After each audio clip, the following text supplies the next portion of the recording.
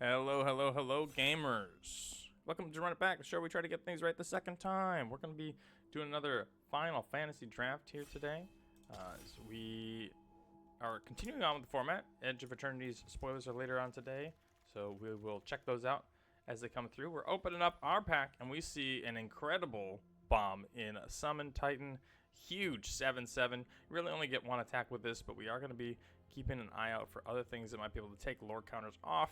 We get to mill 5 cards, return a bunch of lands, and then the big thing in Chapter 3, another tiger creature gets +X and trample, where X is the number of lands you control, of which you just put a bunch in there. So this card is nuts. We do see a Thunder Magic, an Ice Magic, a Sephiroth Intervention, a nice dual land down here, and then a Reach the Horizon. Those are the other cards I'm excited about.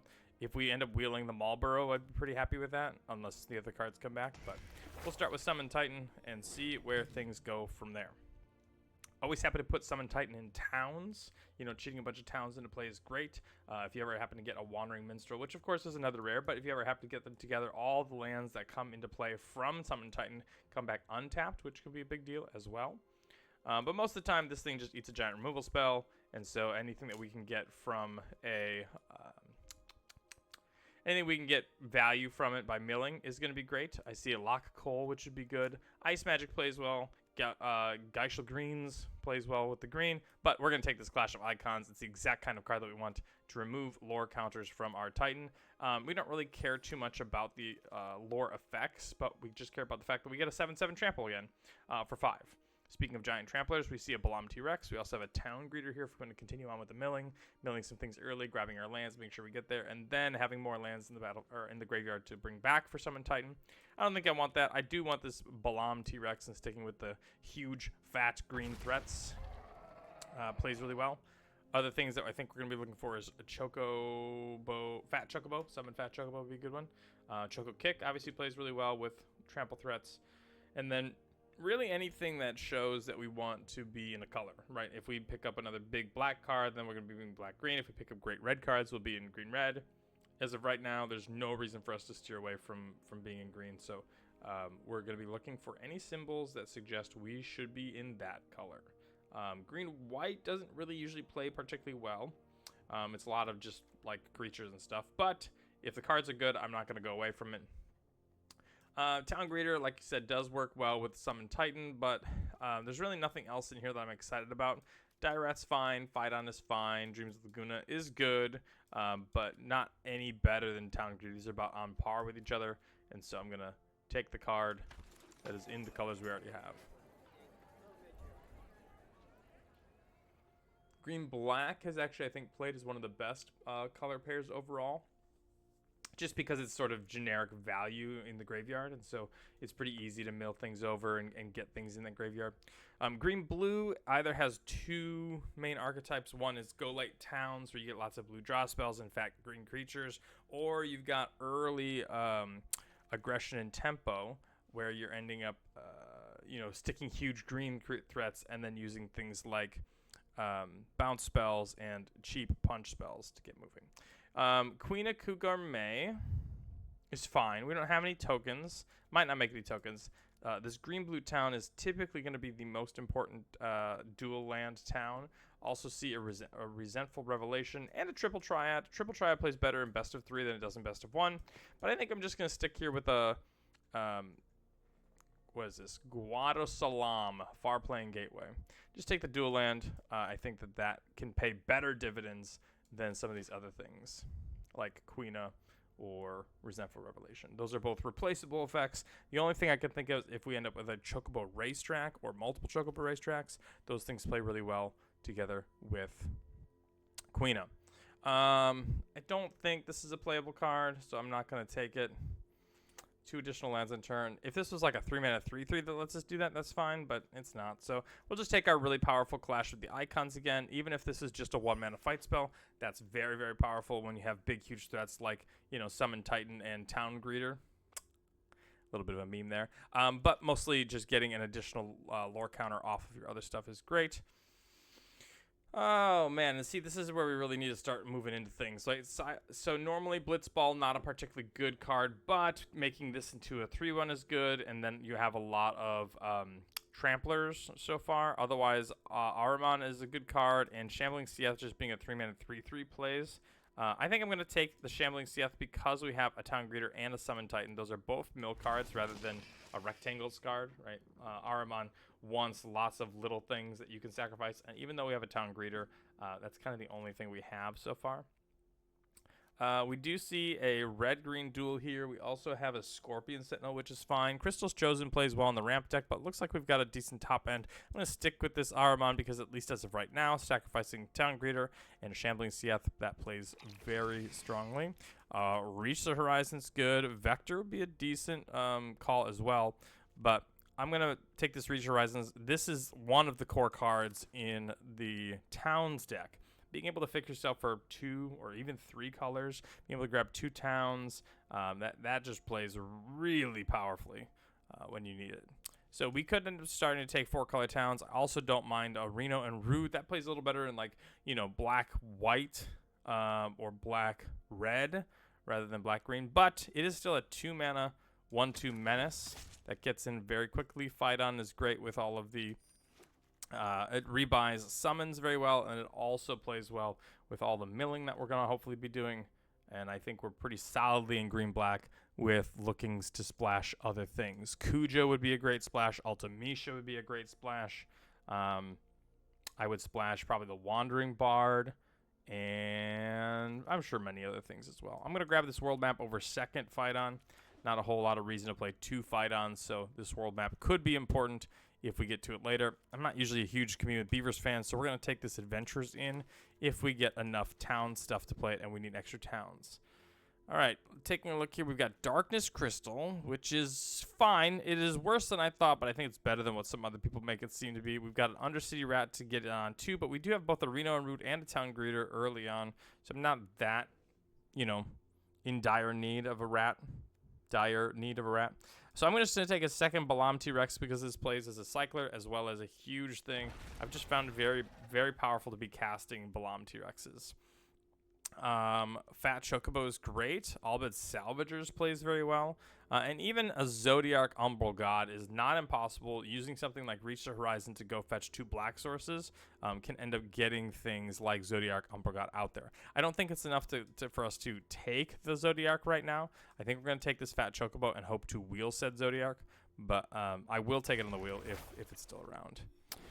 Torgal is a fine hound. Ultimecia is very powerful. We see another Fat Chocobo. Really tough to go against a Torgal if we're looking at splashing. There's an outside chance that we see a second Ultimecia at some point. Also, if we see Ultimecia, Renault Hartley, or Summon Fat Chocobo all come back, I'm very happy with any of those. Happy with Demon Wall, happy with Town Greeter, and maybe even happy with Cornered by Black Mages, as our current removal is Clash of the Icons, and that's it. So, gonna take that Torgal. Tifa Lockhart looks like it could be good. We have Reach the Horizons there. Hektize I don't mind. Crossroads Village I don't mind either. But I'm going to take this Tifa because if we get like a Ride the Shoe Puff, she goes really, really powerfully over the top. All right, this is the first one, this pack, where we've not really seen much. We could take a Shiva in the hopes that Ultimecia comes back. We could take an Airship Crash for the sideboard. We could also take this Insomnia, hoping that like white cards show up.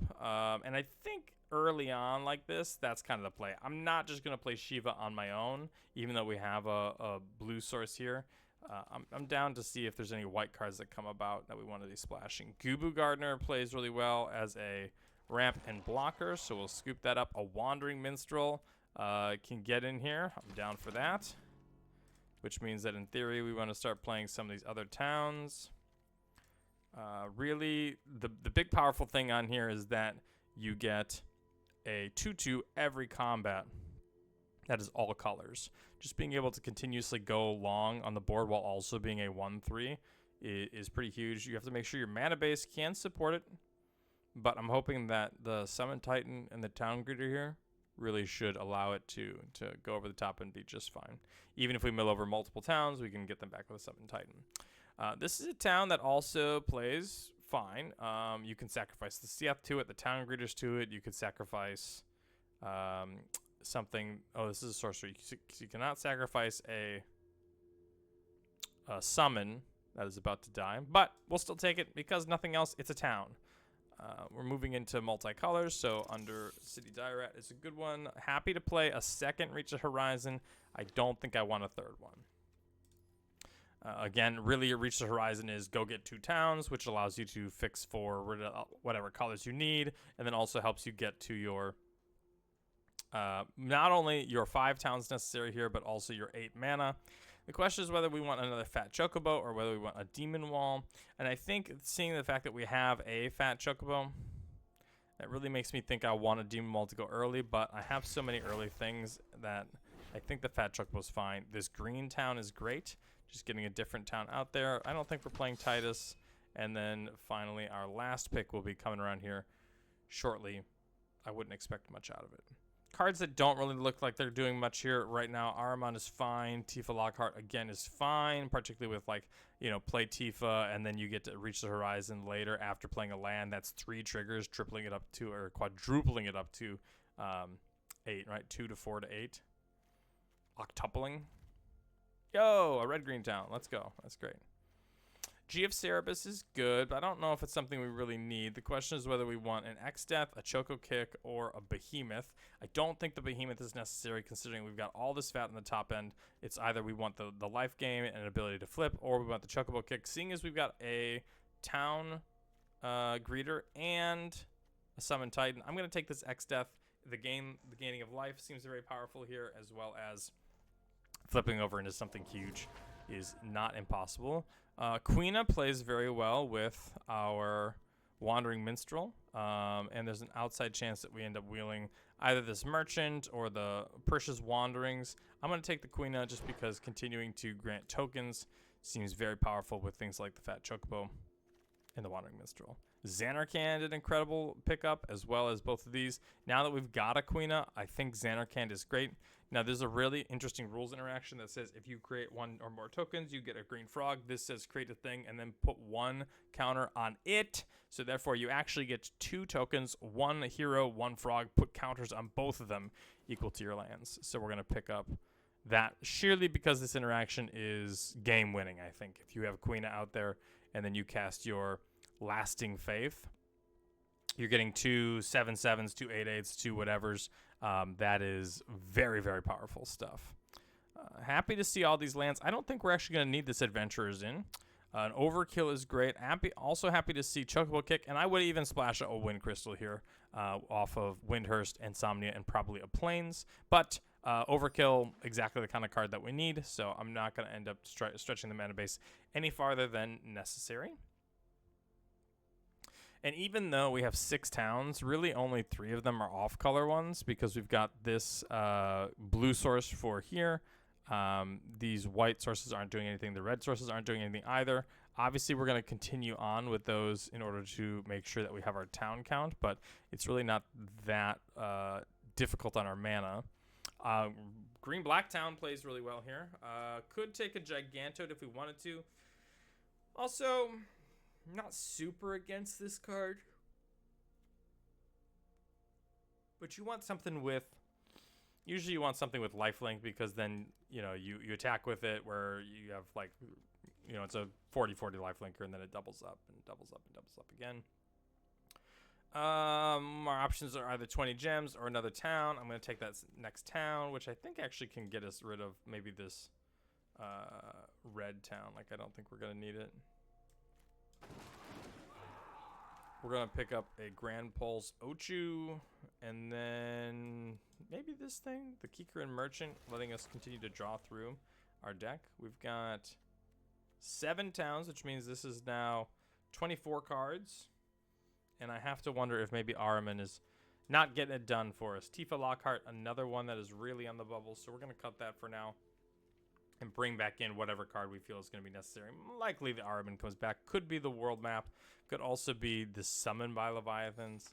I think we're not far enough into 3-4 colors where I'm that scared of my mana. I think our mana is just fine. Considering the fact that we've got 2 blue spells here and a 1/2, and we'll play an island as a third. We could play Garland as a powerful early 2-drop. That's probably the only card in here that we're playing. Diamond Weapon, that's a very powerful one, particularly with the mills. So I think we found our 23rd card, which I don't think officially is Diamond Weapon, but we're going to play it like that. Marlboro, actually also a powerful card, which means that we might need to cut something else from Marlboro. Could be the Grand Pulse Ochu, but I don't really want to do that. We don't have any Chocobo kicks, so Ochu's always just a 1-for-1. Okay. Ochu's always just a 1-for-1. Undercity Dire-Rat is mid. It's a, but we also got Torgal, Town Greeter, Wandering Minstrel. I think this rat is probably fine to get rid of. We'll play a Marlboro instead. I don't think we need this many islands. We'll play our 3 total islands. We're going to up 1 swamp and a forest count to make sure we have enough sources of green to get to Reach the Horizons. And Reach the Horizons is going to be our card that puts us over the top, ready to go. I should swap out probably this Windhurst for a Gongaga, and the reason why is because we already have Insomnia for white, Gongaga for red, and this means that we can end up activating the Wandering Minstrel with these 2 towns in our Sultai lands that we have. All right, diving in to the queue.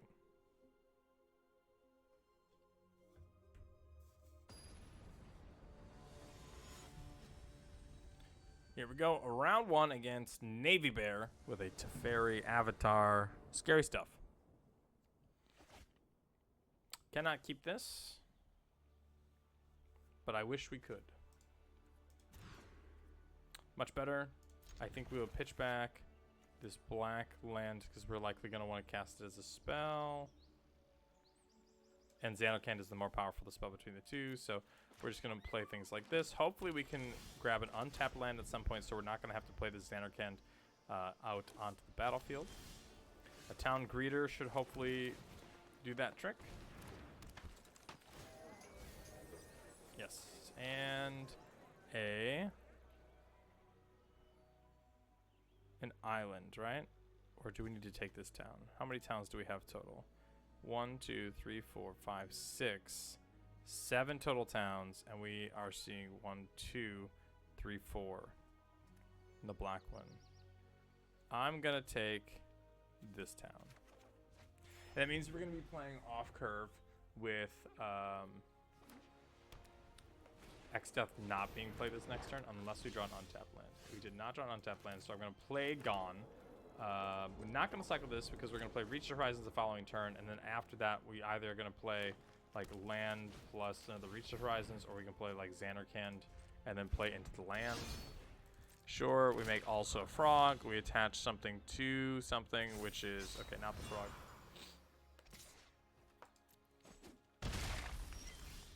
Another town, which is great. We're going to play the X-Death to put that out there. We're going to play Crossroads on blue. And now this should, in theory, stop the Quina from attacking, because if it wants to attack, then we'll just double block. So even if they sacrifice the frog, turn it into a 3/4, that's fine. If they want to spend their entire turn moving this over, that's also fine. Serapharon, first legendary creature use spell. Okay, I don't think this card is particularly good. I'm also seeing our opponent is on 3 and 8, and 3 is 11. They're on 45 cards. Yeah. So they sacrifice, put a counter on the Quina. We're going to kill this, which means that in theory Sarah is going to be tougher to flip. We are going to take a little bit of damage, but I'm not that concerned with it, considering the fact that these things out there. See the fact that we've got 20 now health. We gained our 3 life from the X-Death. We've got Balam T-Rexor next, and we're going to be dropping this huge 7/7, I think, next turn. Fat Chocobo, sure. Yep, take 5. I see, okay. Well, in that case, let's just play Balam T-Rex. If we can get our board stabilized, so then we can play the Quina into Lasting Faith, getting 2 tokens is going to be kind of huge. Even if we were to draw an untapped land, that would also allow us to go like Torgal into Xanarkand and play 2 blockers.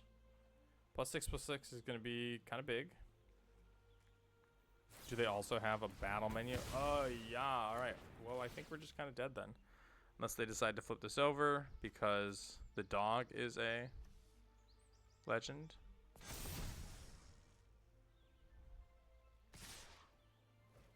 We're going to take 9.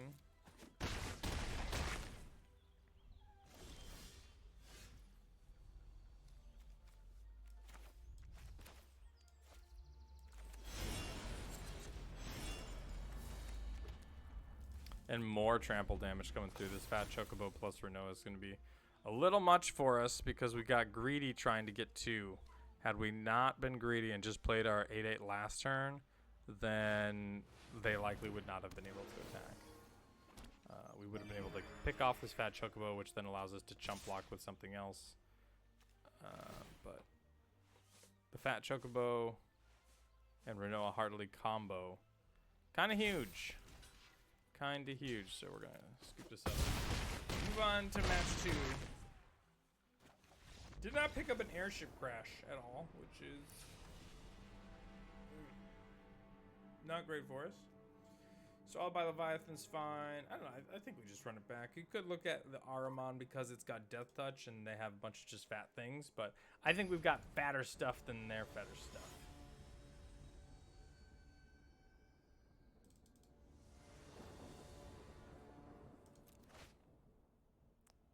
Yeah, this will play. We're going to have to cycle our T-Rex, but cycling the T-Rex and then playing something like Torgal into 2 things, probably going to be just fine, or not having to do that and just playing Torgal right away is going to be great.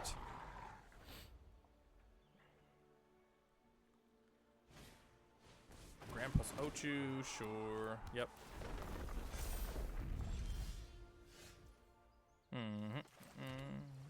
I'm gonna play Quina. And hopefully we get to Town Greeter into something likely a town would be great. Gain our 2 life back. Yep.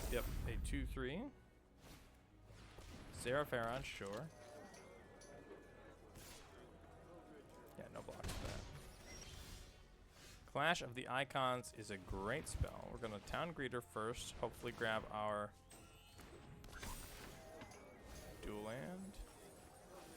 A single land, okay. And then we're going to be able to Gubu Garden that, I guess.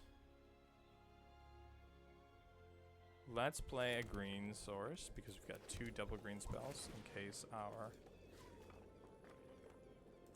Just pick off the Seraphon. Make sure they can't power out some big spell.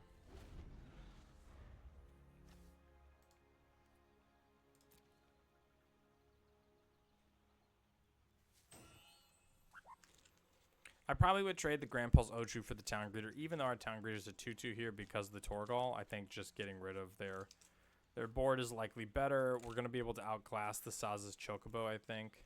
Oh, I wonder if they have a Choco Kick and they're debating about like picking up their land and what they should kill. Yeah, it looks like they're going to kill Torgal, which hopefully with an untapped land allows us to fight on like the Torgal and the Wandering Emperor, and then we can just play the Torgal again.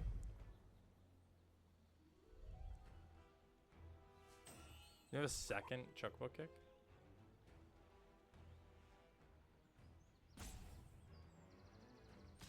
No. Alright, I'm down for this. That's fine. All we have to do is make sure we hit our land drops. Worst case scenario, the literal worst thing we could do would be we could cycle this Blom T-Rex and still cast the fight on if nothing else goes. But looks like OP is sort of stumbling. Obviously, they have their Saz's Chocobo, and they had a bit more of an aggressive start here that we were able to quench early on. Okay, we did not. So let's play Fight On here. Let's grab Wandering and Torgal. And then we're going to cast the Torgal, which should allow us to Xanarkand next turn. And then even directly play the land. That's the nice part about these is if you have your 6 mana before you play, you get to cast the card. And then you just get your land drop for the turn. Yep. Take a 3. Not trading our Torgal. Making 2 giant 6/6s and passing the turn.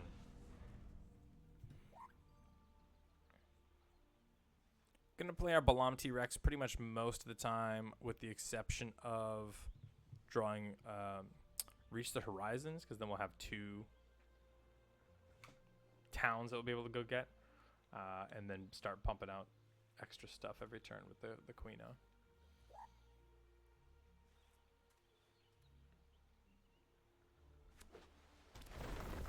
Hope he gets their 4th land.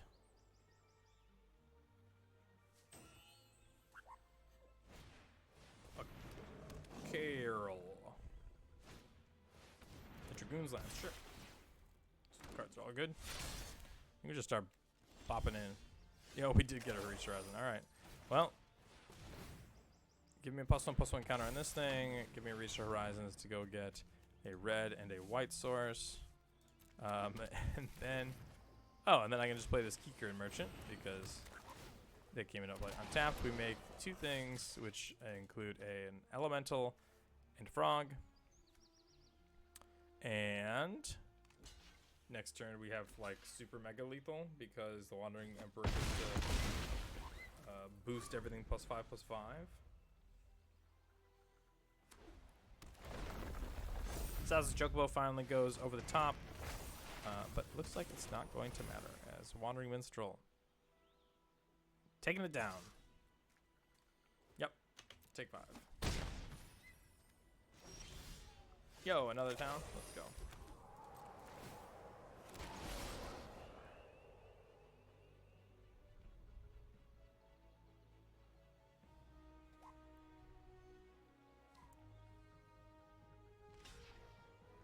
Oh yeah.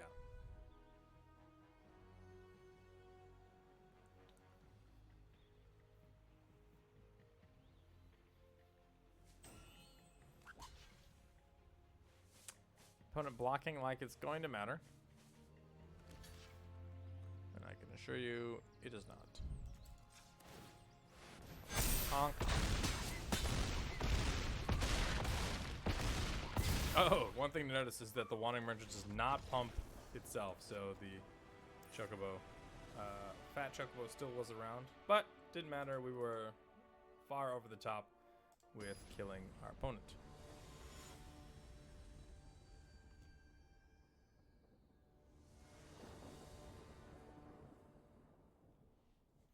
All right, we see a Torgal early on, and I'm hoping that should be enough to really keep us alive. No Saz's Chocobo on 1, which is very good for us. Fat Chocobo playing really well with Clash of Icons. If you can make sure that you cast those in the same turn, that can allow you to make multiple 2/2 green bird tokens, because if you remove the first counter, when the first one goes back on, you get to continue to make more tokens. So that can be pretty good, but a lot of the times you just want to cast this on 5 rather than anything crazier than that. Like a town greeter? No, just land. Okay, that's fine. Gonna take our couple of beats here and hope that Fat Chocobo into Balam T-Rex, and then maybe even into Diamond Weapon, keeps things alive for us. Loporrit Scout. I think this card is trash. But it's going to beat us down next turn. Hopefully not too much. One thing that we can do is... if we can cast both Clash of the Icons here this next turn, we could take off both tokens, which could be pretty powerful stuff. Bard's Bow. Sure.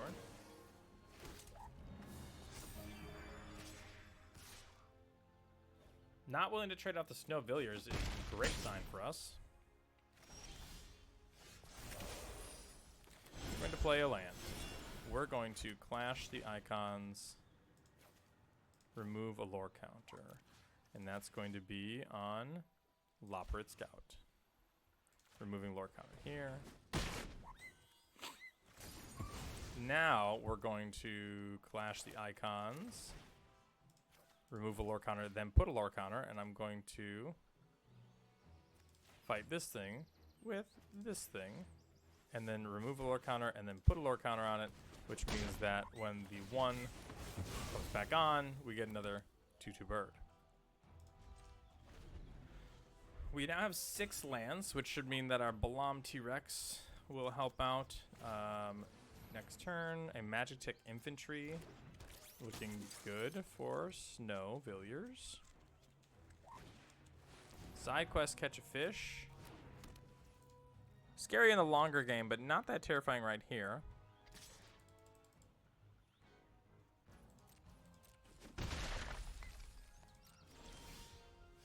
Summon Titan has reach, huh?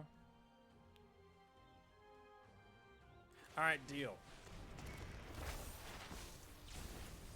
Mill a bunch.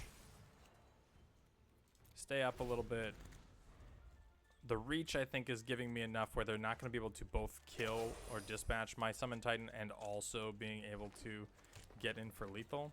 Not flipping the side quest was great for us. Diamond Weapon didn't get any cheaper? Yeah, right. Look at all those spells. Summon Titan gonna be a tough one for them to straight kill outright. Probably gonna have to either wait it out or figure out what's going on with there. Hoping the Balam T-Rex after an attack with the Summon Titan here. Oh, Fat Chocobo. Yeah, that is a good one. No, I have reach. Okay, they figured it out. Return lands to the battlefield. I'm going to play another land to the battlefield, and I'm going to put on blue. I'm going to attack.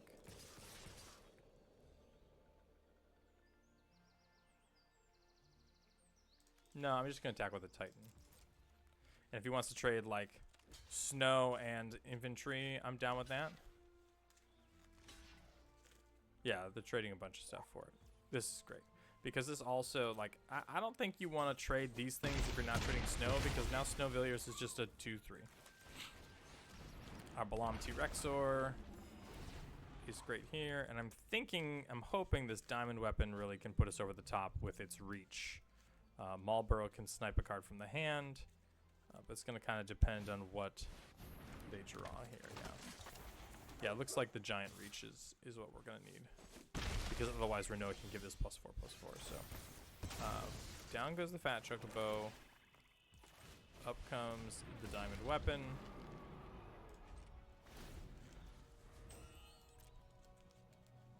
No trample from opponent, which is going to be big. And they can't, I mean, if they pump the flyer, then that's fine. They can do that. And if they don't pump the flyer, then we just sort of eat whatever they do pump and we take 2. If they move, yeah, they'd have to like move and use like battle menu or something. But, oh, I thought move the Dragoon's Lance, but no, not looking good enough in the moment. We could trade our T-Rex for snow.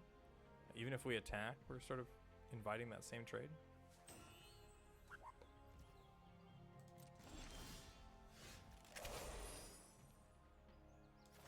Just snipe off that last card in hand that they have. Blitzball shot, that's a big deal.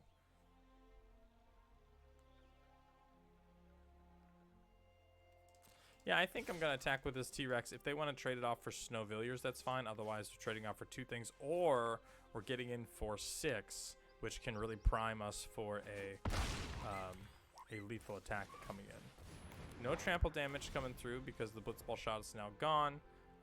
Any single flyer we can block with a Diamond Weapon. Serapharon can give things both +2/+2, but again, that doesn't matter. Any giant threats we can just block with the Diamond Weapon. The food token is something to keep note on the gaining life, but Serapharon continuing to look strong. Trying to think of what cards we want to pick up. Second Balam T-Rexor is good. X-Death would be just fine. Geeker Merchant and Wandering Minstrel both good. Grandpa's Ochu actually not bad either. Just a Death Toucher on board that grows and gets out of the 1/1 range, I think is going to be good. Chocobo Kick.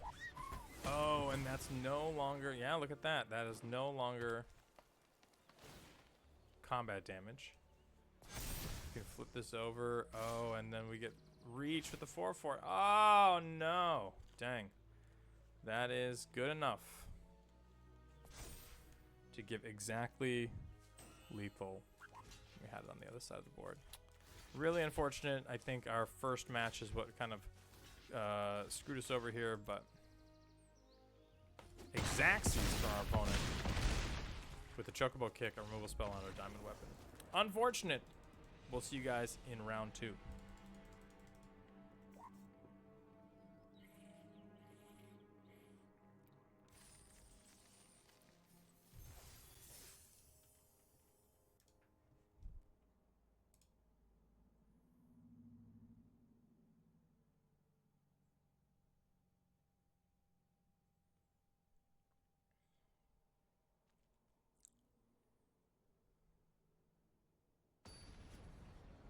All right, round 2, starting things up.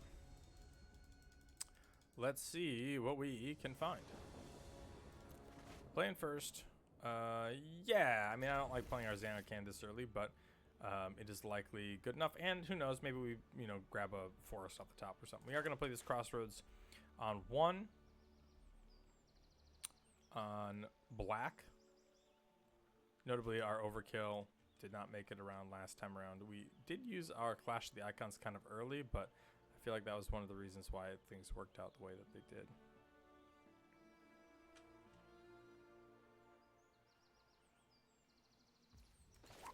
Play black on the Crossroads Village. Opponent on a mulligan here. Sick Cloud Sleeves. Okay, playing Zanarkand and moving on. Probably going to play the Town Greeter or over the Torgal if we don't hit a land. If we do hit a land, we play our Torgal. Just continuing to ramp things out, but I think having the lands on the battlefield, I would hate to have Torgal get forced to block or kill spelled or something similar, so we're just going to play our Town Greeter. Even though it's human, there's value to be gained with getting the 1/1 counter on a human. Just getting our land into play is going to be more powerful. We already have a tap land. We don't really need this blue source at this exact moment, so I'm going to end up taking the town for when the number of total towns is relevant. And then if we still don't hit a land, we can like cycle the Marlborough and then play Torgal, and that should get us to 5 to really start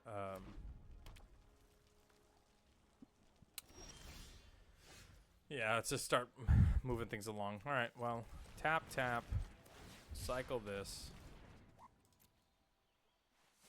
Go get Swamp, Torgal, and then let it get shocked, I guess. Attack with Town Greeter, get our damage in. Never know when it's going to be relevant by 1 point of damage. We've had that happen in the last couple of days.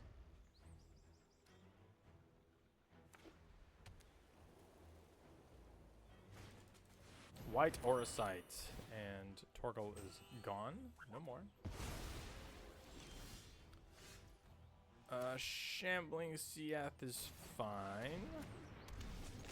And that we can end up getting in with.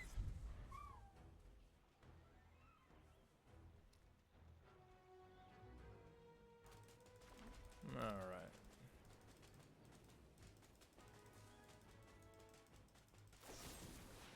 Faded Suncrist, sure. See, I mean, I'm fine with that. If you want to spend cards on this thing, I'm down. Clash of the Icons. Continue to get in with our Town Greeter. Hopefully they end up taking this opportunity to play like a singleton threat that we can overkill and buy our CF back.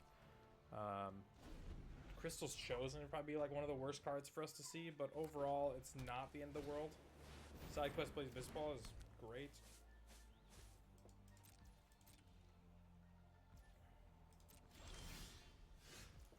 Sure, I can get in there.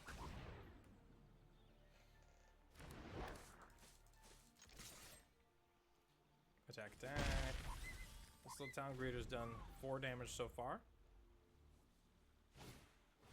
Gale Cat, sure.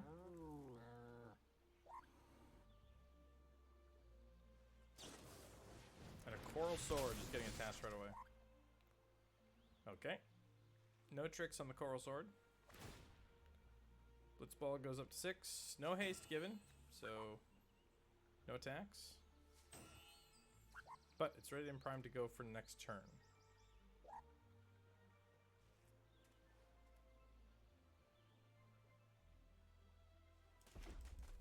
play land after realizing what happened, and then they pass. I think I'm down just to kill this right away. There's no haste that they had, otherwise they would have used it last turn. So we kill this. The only downside for this is if they draw Katana, and they like play Katana, equip this, and then now they can flip over their Blitzball, but Paladin's Arms.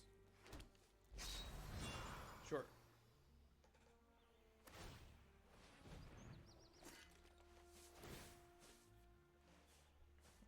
A 6-2 looks like. Alright. This is probably good enough to play a Fat Chocobo because then next turn, if they play something else that we can clash with the icons with, we can play the Fat Chocobo and then just get another 2-2.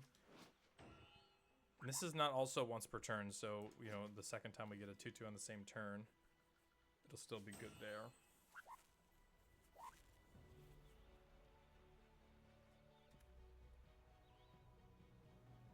But this does not really, I would say it doesn't really work out if they don't play something that's not equipped with Paladin's Arms.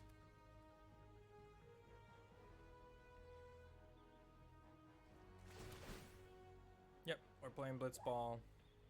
Yep, they attack. Like, I don't know if they're going to trade this off with our Chocobo, but I'll trade this off with the Chocobo.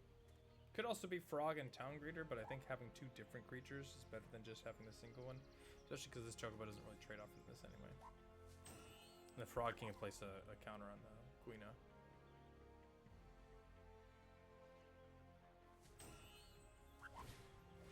The second Paladin's Arms, okay.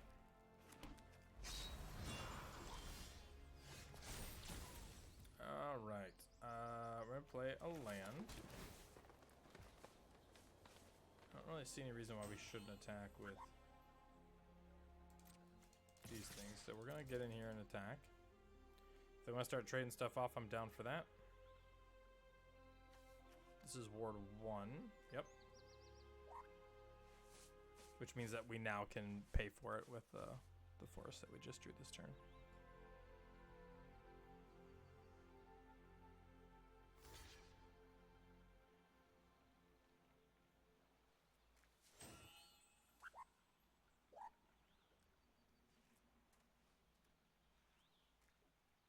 Good news for us, they are seriously thinking about it. They're also electing to take 1 point of trample damage, which puts them down to 8. We're going to play the Summon Fat Chocobo, and then we're going to fight all 3 modes, fight this, untap, and then do a thing. And the reason why we'd want, even though this doesn't net us any additional turns with our Fat Chocobo, it nets us an additional token here. I mean, there's also a chance I just cycle this Clash of Icons as well and make more. So now we've got a whole army full of frogs and chickens that I think they're going to be pretty tough to fight against. They all get trampled next turn. And even if they were to untap and Ultimisha, or Ultima, and wipe the entire board, that gives us our Torgal back. Plus then we've got a way to draw cards and our Shambling CF. Things just go well there. Side questing for Blitzball. Just not going to be able to make it through all the birds that we have.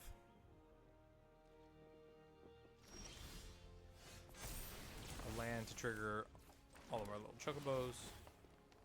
And voila. In we go. Yo, there we are. Don't think we really need much else here. Just gonna go back to the top and see what we can find. Alright, back for game 2. Hopefully not too concerned with our opponent speeding onto the board, but that's why we have things like our Grand Pulse Oshu, our Gubu Gardener.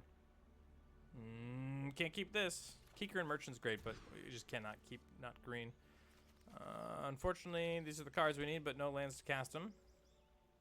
We did not shave a land for the Balam T-Rexes, so down to 5 we go. Yeah, and this is fine. Get rid of the town and the fight on, I think. And just sort of hope that opponent's not doing a whole lot for us. They're on 6, which is good. Excalibur, not really affecting the board too much. And I'm down to play the Xanarkand because that means that we can just go into Gubu Gardner, and we're gonna miss out on the giant token, but it's gonna make sure that our whole deck doesn't sort of fall flat. Town Greeter should pick us up another land, and so that means that we now have the 6 for the Balam T-Rex. This not really actually accomplishing anything right now, but it can shortly.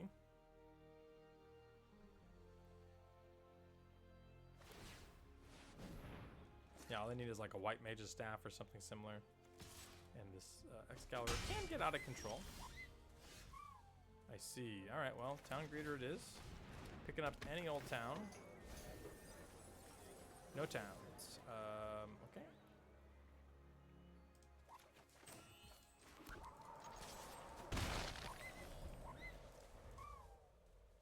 These great fight on targets, which I think we put fight on in the bottom.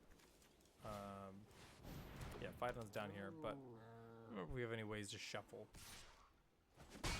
Alright, we take our 1. I guess we just play our Fat Chocobo. And hopefully Fat Chocobo into Balam T-Rex is going to be enough to put them on the heels and keep them from attacking. Now granted, Galacat does get to attack pretty much no matter what. Freya Crescent, less likely to attack once they're on their heels, but if we've got trample from all of our stuff, then there's really no point in blocking with the Freya Crescent either. Playing a land does allow for our bird to attack in because that gets our 3 power into their 3 power. Not a lot going on from opponent, which is good for us. Let's see if they have any combat tricks first before we just play our T-Rex into like a battle menu or something. Like they could battle menu our Chocobo. I'd much rather have them do that. So just get in for 7, bring them down to 12, or have them block. No way they just chump, so it's got to have a pump spell here. And if they're going to trade off with this bird, that's fine. If they're going to use, haste magic in order to kill the bird, that's fine. I don't think they get to play this, right? Oh, no, they do. Okay. So if they have an artifact, that'll turn this into a 3, 4, and then this will be 5, 6. But they're going to need a 2-mana artifact. Which, I mean, they're around. White Mage's Staff, Red Mage's Rapier, and Monk's Fist. All very reasonable things that they could be having here.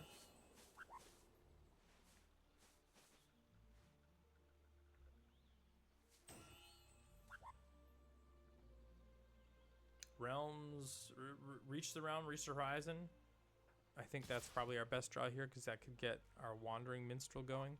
Doesn't really start generating anything, but putting 2 more towns into play would also get our white and red sources, so that way the Wandering Minstrel can activate next turn.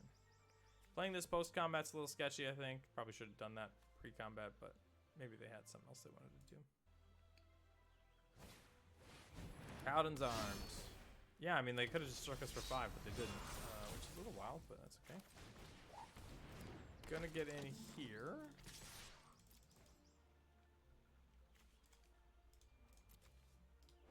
Each permanent card in your graveyard, so we've got 3 in there. Chocobo is going to be 4, so Grand Pulse is going to be a 5/5 whenever we activate it.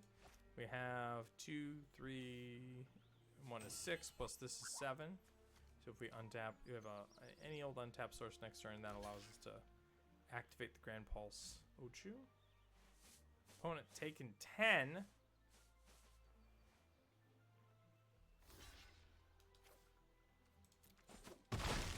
Wow, okay, just jumping with the hero token. And this is just double strike all the time, alright. So that means that they're gonna equip this to the Galacat. Fate of the Suncrist kills the T-Rex. And now our Chocobo dies. Galacat's gonna have 5 power.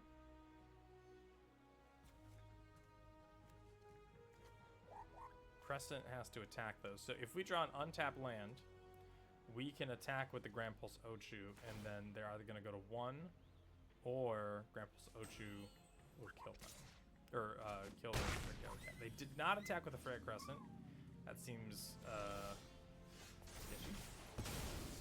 All right. Well, we didn't hit a land, but we did hit a summon Titan, which is going to be great for blocking. It's also going to be great for getting lands, one singular land onto the battlefield. Not going to trade my Ochu for Freya Crescent. And now our Titan's likely going to be blocking the Scale Cat. Ochu, a great card that wears the Summon Titan buff. Its Death Touch lets it trample over for everything else, and you can pump it again. Right, like the odds of you getting at least 8 here. Very good. Okay. Okay. 100% going to trade here our Summon Titan for the Gale Cat. It pretty much took up their whole turn. It's not going to flip over their side quest. And it gets a very important thing off the battlefield. If we hit a T-Rex. Alright, well. Play the T-Rex. We're still 1 mana short from the Ochu being able to activate, so I'm not going to attack in with that. But next turn. Who doggy? Just fine. Yeah, there we go. A much better round in round 2 than our experience in round 1. We'll see you, gang, in round 3.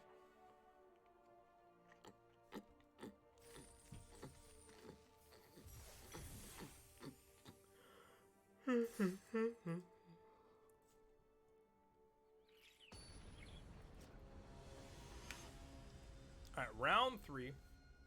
Ready to go try to save our 2-1 like we normally do in this format. Great early hand. Not a lot of action, but being able to fix our mana is where we want to be at. Hopefully we're not going to get run over. Being on the play also helps. Okay, that's fine. Probably just going to go town, town, town. We don't have a lot of stuff to sacrifice with the reactor raid. So Hagen can be scary overall. Ooh, picked up a forest. Still gonna play this right now. Not a lot going on for this diamond weapon either. Rhystic Study. Yeah, you got it, brother. Sick card. Let's see what OP does. Probably gonna play this overkill on Sahagin. If they don't, we just play Phyton and pick up our 2 things. Sage's Nuliths. Sure.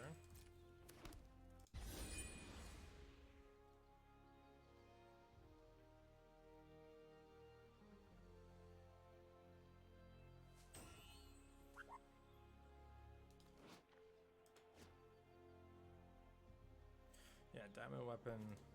Still kind of expensive, but hopefully soon that can be remedied. Could cycle this and make it 1 cheaper, but then we just have another 6-drop, and like, what's the point of getting rid of our 6-drop just to cast another 6-drop? We have our double green, so that's not going to be necessary. I think the diamond weapon is just going to be something that shows up after we've gone through a lot of our stuff. This is any spell.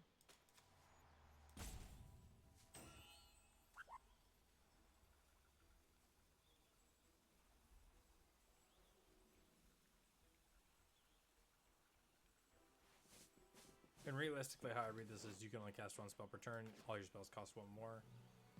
Yeah, every now and again, if you need to, you can end up letting your opponent draw cards, but that's just a recipe for disaster.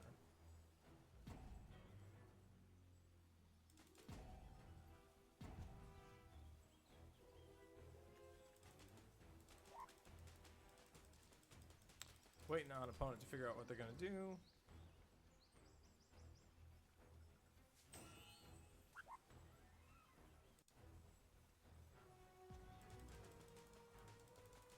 Opponent, time it out.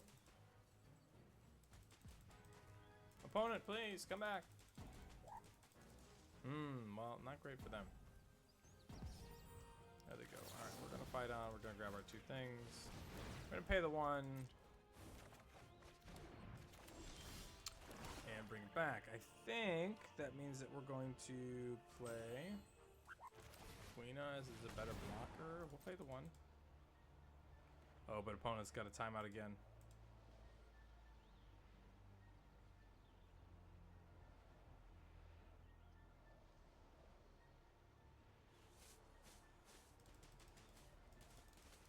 Really unfortunate, but we do take those sometimes. Maybe not the best experience of drafting, but always happy with free wins. Unfortunately, happen more on the ladder than they do in actual events. Take a good stretch. Make sure we're not too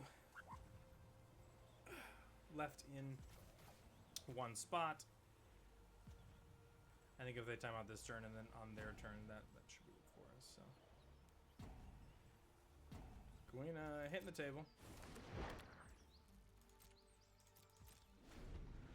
On the day.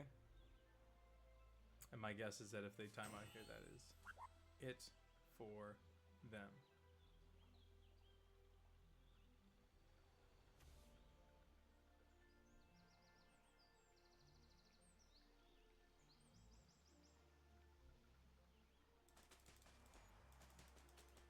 Yeah, overall fun stuff. I'm sorry our opponent was unable to continue the game for whatever reason.